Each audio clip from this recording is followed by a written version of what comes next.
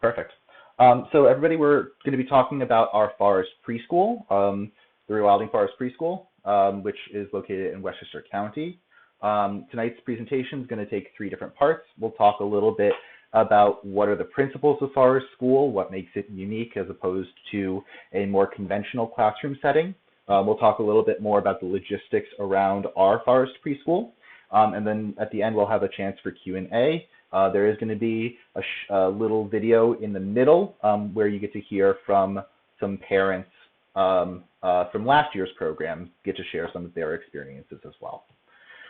So before we get into the meat of all of this, I want everyone to just think about what is your earliest childhood memory? What is the thing that's going to be cemented in your mind as like, this is what I remember about childhood? For me, it has to do with the outdoors. For me, it was playing outside, building campfires with my parents, finding earthworms, flipping over logs.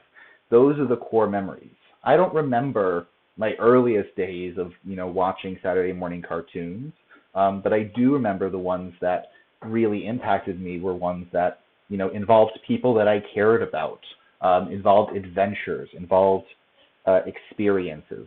And for me personally, I don't have good recollections of working on worksheets. And so that brings us to Forest School, right? Forest School at its core is a set of principles derived around education for kids, right? So it is a long tradition. Probably the oldest schools in the world are forest schools, right? That's how all of our ancestors learned.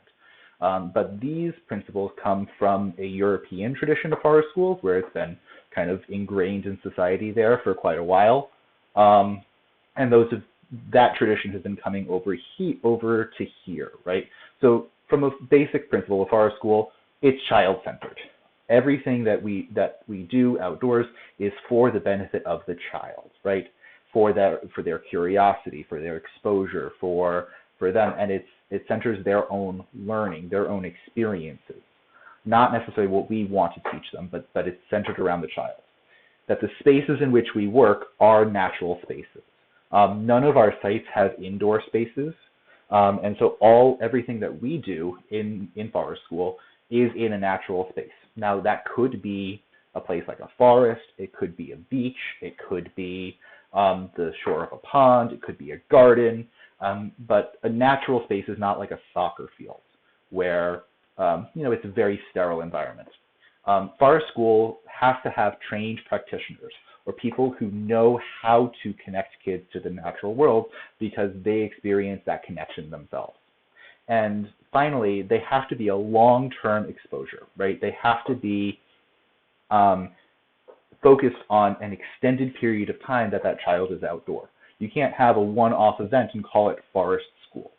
It can be wonderful exposure, but it doesn't fit the need of a forest school.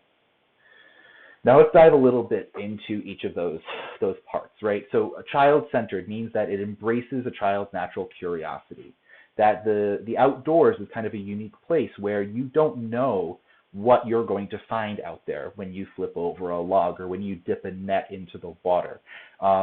Every week is a different thing. Every session is a different exposure to new things. And so nature's kind of a unique place where we can find curiosity. And as many lesson plans as the teachers can make, it's all halted as soon as we find, a bobcat track in the mud, because that's all of a sudden the most interesting thing. And Forest School provides a place for that. Beyond the actual space, we meet kids where they are, right? So finding whatever their curiosity is, whether it's dinosaurs or dragons or garbage trucks or fairies or manatees, whatever it is. We had a kid who was obsessed with slugs and just tons and tons of slug information, and the teachers went with it, where everybody by the end of that year could tell the 6 different species of slugs apart. I couldn't, I wasn't teaching that one, but it was a really interesting session to see how deep they dove in. Now, the other part about a forest school being child-centered is that the spaces themselves are designed for kids in mind, and they're malleable. they can change depending on the needs of those individual kids. And so our outdoor classrooms are constantly changing.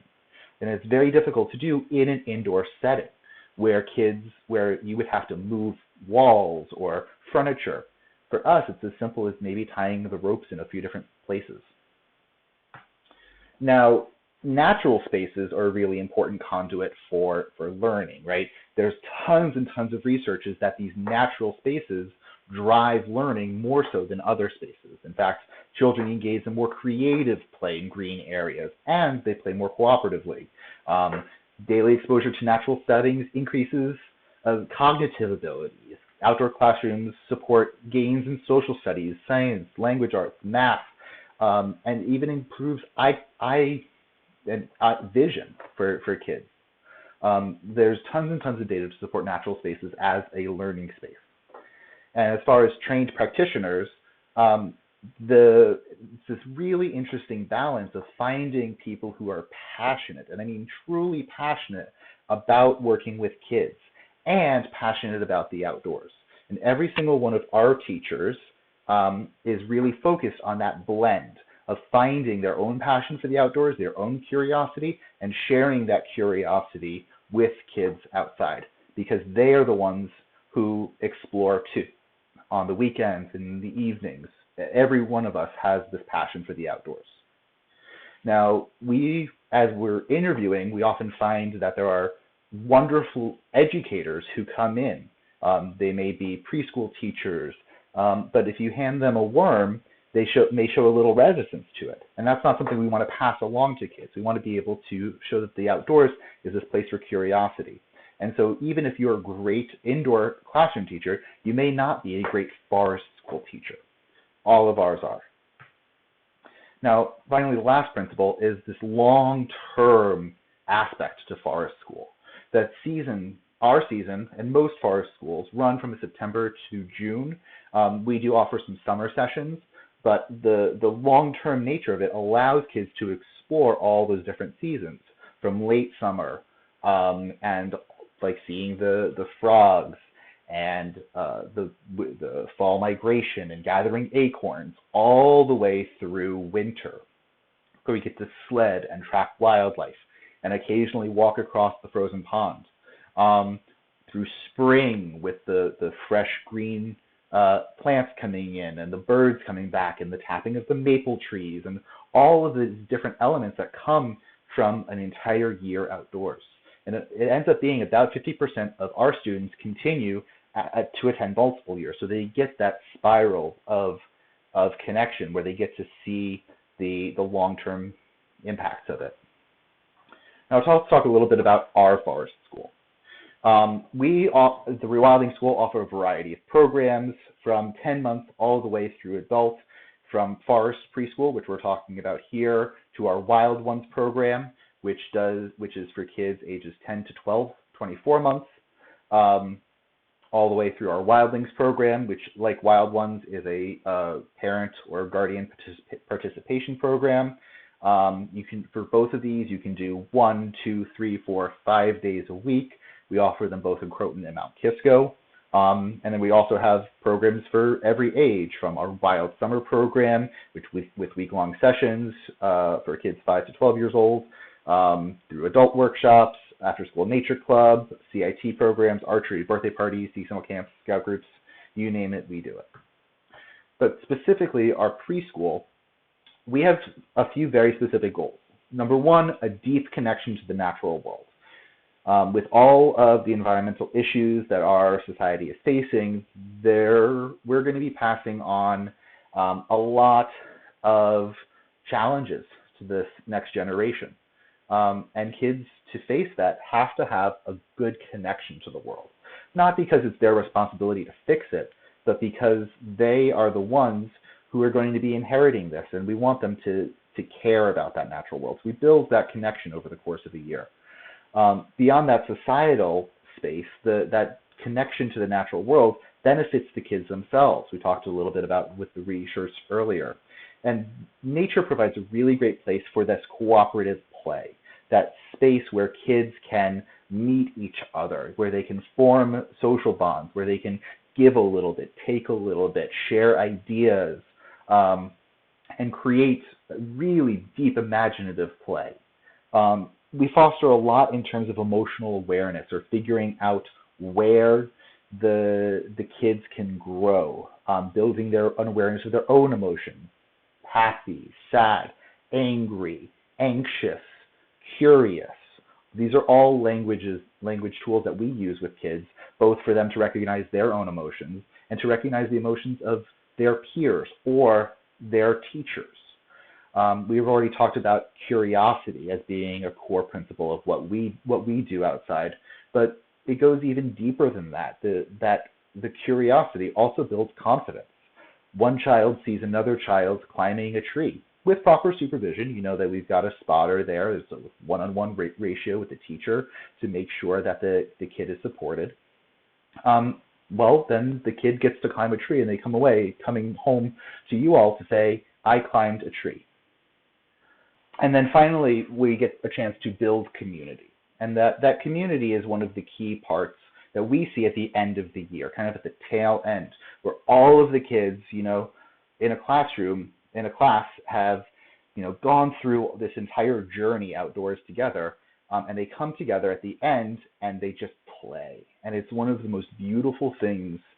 We were just talking about it, Jesse, Deirdre, and I this morning, about how everything comes together the last few months for kids to go out into the great big world, whether it's kindergarten or summer camp or whatever, after a year outdoors, and they finally come in this beautiful play space of inclusivity and connection and community.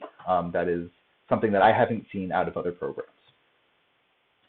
Now, a big part of what we do also involves the social emotional, right? This is a little bit of a buzzword, but the social emotional development is kind of a key part of this early stage of kids, right? So there's been historically a push, and I think there's a big push back now on academic success early on.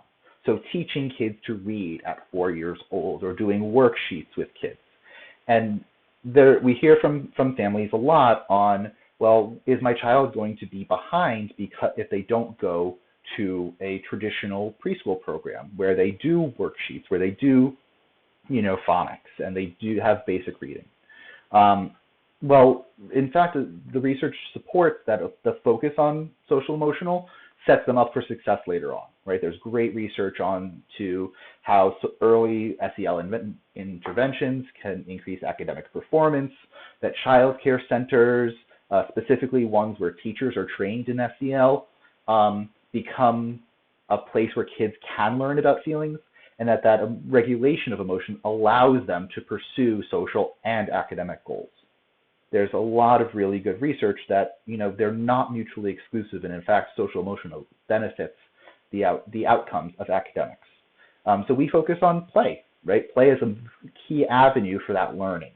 And this age is 3 to 5 years old, which our Forest Preschool operates under, is key to development. That is a key age to develop that, right? Their brain has expanded quite a bit. Their language tools have completely exploded, and it allows them to create friendships and access that creativity and negotiate different things in this cooperative play space. But that's an evolution that happens over the course of a year, and it's not an immediate thing. And in fact, there's a lot of, again, really great research to show that play is one of that important developmental tools for social development. And there's a great research paper that came out just a few weeks ago, actually in March or late February, about how the lack of play in kids' lives has been a leading cause of declining mental health in young kids. So we find, based on all the academic research and our own experience as educators, that play is the most powerful tool for learning later in life. Does that mean that we don't pursue academics? No, we just don't have curriculum for them, right? We don't have a set thing like, oh, today we're going to be learning about the chloroplast, but we do explore the life cycles of plants and animals as we discover them outside. So the kids get a chance to find seeds and plant them and watch them grow. We get a chance to see tadpoles be grow legs and become frogs. And those frogs go in, get found by a heron who feeds it to their babies. And this life cycle and food chain evolution comes naturally and easily and is handled beautifully by kids because they're exposed to it day in and day out in the program. We cover the geology of found rocks, why is this rock smooth and this one rough? Why does this one have banding and this one doesn't? It's all hands-on exposure. It's all place-based, hands-on. We cover some plant first aid. Which plant can you use to put on a cut to make it feel better? We cover edible plants and how to do it safely, making sure that kids will always show the teacher the plant even before they pick it to eat it.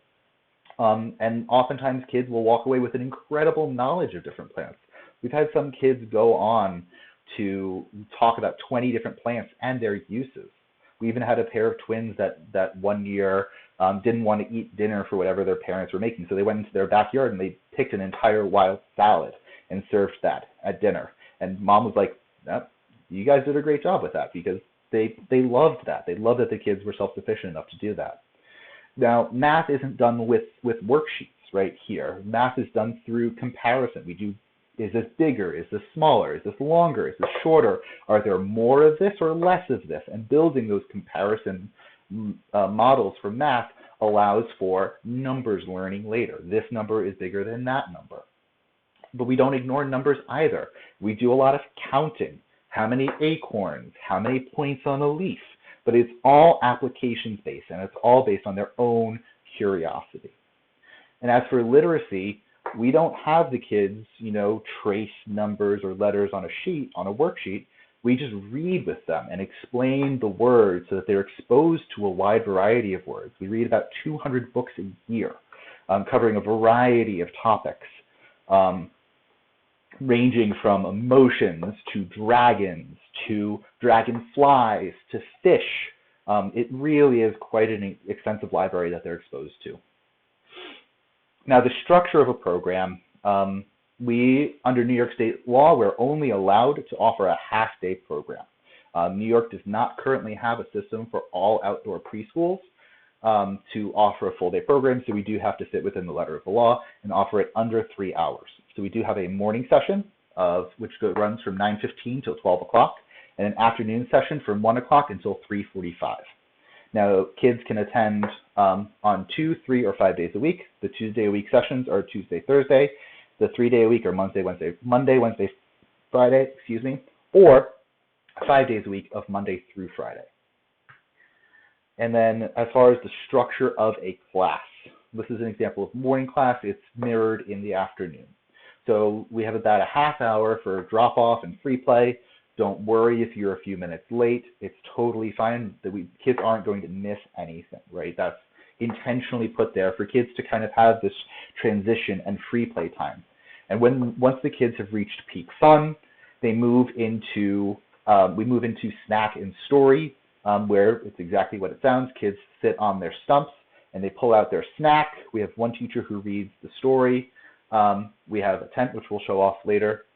One teacher roams around helping kids open snack, sanitize hands, that kind of thing.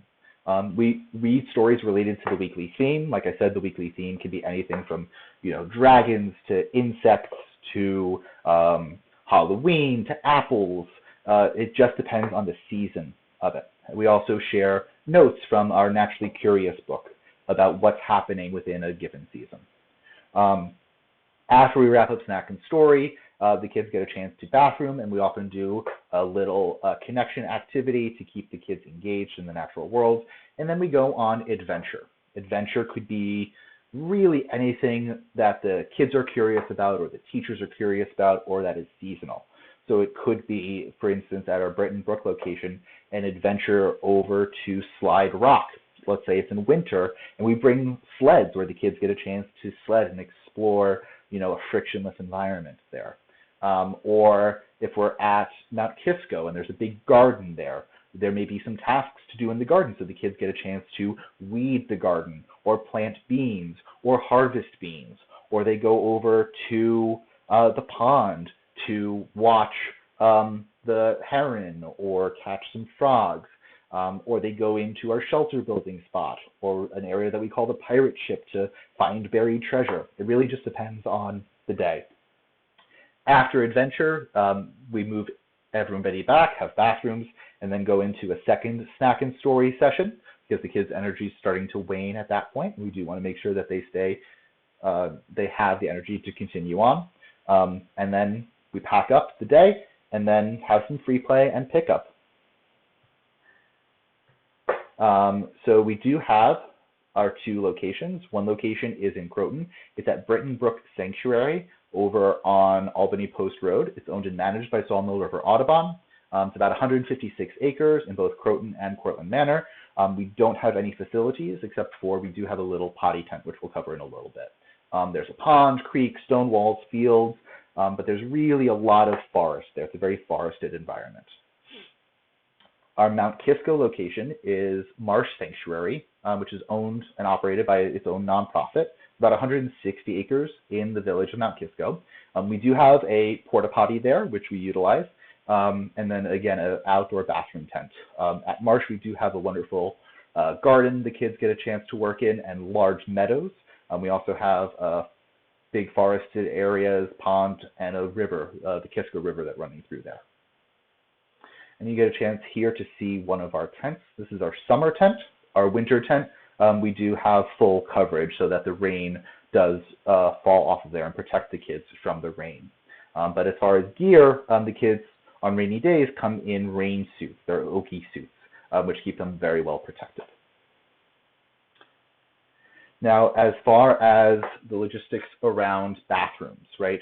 One of the things, there's 2 requirements for kids to be able to come to Forest Preschool. They must be 3 years old at least, and they have to be able to communicate their need for a bathroom, right? Whether it's, any special words that you all use as a family, whatever it is, we just need to be able to hear that communication and act on it. Then we do also have designated bathroom times so that kids will get reminders. They don't have to constantly be aware of their own bathroom needs because they are 3 years old. And we'll remind them, check with your body, do you need to use the bathroom? If the child does need to use the bathroom, they have teacher support in a one-on-one fashion where the group is just outside of the area and one teacher will come in to help them wherever they need. And they're trained on specifically what to do. So they will help with, clothing, they will help with wiping when gloved, they will help with whatever the child needs. And then in addition, if there is an accident, because they are kids, right, the teachers will help change wet clothes in case of a liquid accident. Kids, unfortunately, cannot wear diapers. We can't change diapers at program. And in addition, solid waste accidents will need the child's adult to come and either help the child change or to have to bring the child home at that point. And so we do have, like I said, potty tents. It's a little outdoor tent area where the child has some privacy to use the bathroom. Or if we're away from the tent, we do have the kids utilize trees or any of the other things. Now, as far as communications with families, right? We have 3 meetings, which range from a half hour to 45 minutes each year. One to kind of intake and learn about the kid and about the family and what you want for the child, for us to teach you about the gear that you need and talk about any concerns that you have. There's a middle of the year meeting where we kind of explore what happened at the beginning of the year, and then again at the end, set goals for the end of the year. And then we've had that end of the year meeting to reflect on the year, to learn what we did really well, what worked well for your child, maybe things that we'd like to change for next year, and then also gives us a chance to kind of see kids off to wherever they go the following year, whether it's kindergarten, another year of forest school, or another program, maybe with an academic pursuit or homeschool. It really just depends, right? In addition to all of that, to those 3 yearly meetings where we really set aside time for it, at the end of every day when you're doing pickup, you get a full rundown on what happened that day, all of the good, the bad, the ugly, the big emotions, the small emotions, the adventures that we went on. You really get a full rundown. And then if that's not enough, we also have monthly newsletters. Newsletters include photos and descriptions of everything that your child's class did over the course of the month, and you get to maybe share with grandparents. Now, as far as supervision, every group has 2 teachers and a maximum of 10 students, so a 1-to-5 ratio. All staff have at least 2 years experience working with kids and are experienced in the outdoors, like we talked about before. All staff have a thorough background check, reference check, have CPR first aid certification, and then throughout the year receive continuous training on safety, kid care and support, and curriculum development through weekly staff meetings. We also have kids bring a backpack each day, which has snacks and a water bottle. The backpacks do stay at the tent, so the kids do not carry the backpacks throughout the day, but we do visit those, again, at the designated snack times, and then the kids can have those waters whenever they need them outside of that hour-long adventure, just so that the kids aren't carrying backpacks and that the teachers are focused on the kids rather than on the gear that they're carrying. Kids are also taught early on safe foraging, depending on the abilities of the kids and the interests of the group, but the teachers reinforce that kids must show the teachers everything before they put that item in the mouth, because we do have edible things and we do have some poisonous plants out there, but we've never had a child do anything dangerous with a plant during program time. They're always really responsible with it because the teachers reinforce it. Now, the question that a lot of people have are ticks. Ticks are a reality. Anytime you go outside, I've had Lyme disease. I got it from playing in my front yard as a child.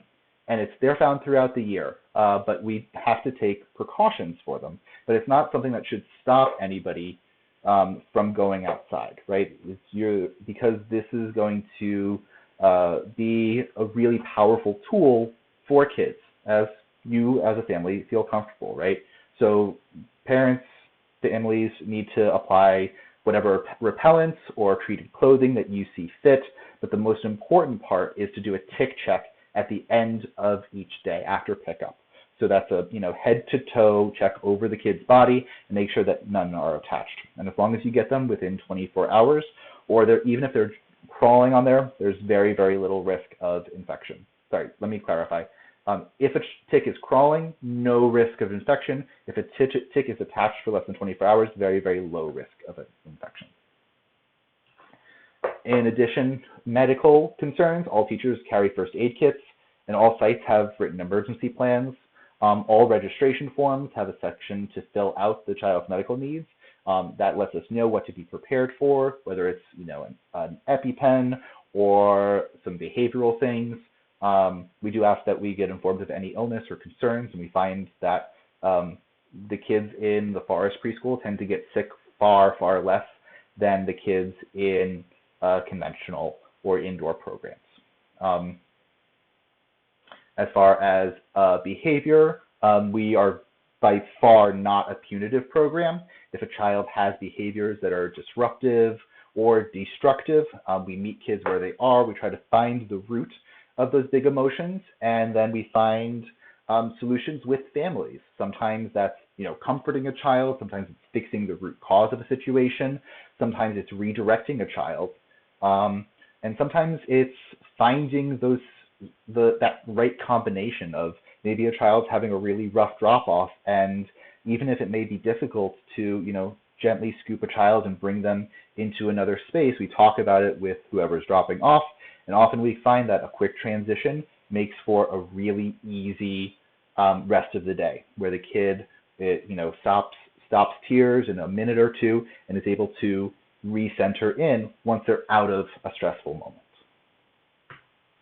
Now, moving into a logistics kind of thing. The payments are billed monthly. We do collect that first month payment as an initial deposit. The payments are billed either according to the days of the week. So if you do 2 days a week, 3 days a week, or 5 days a week, those are the amounts.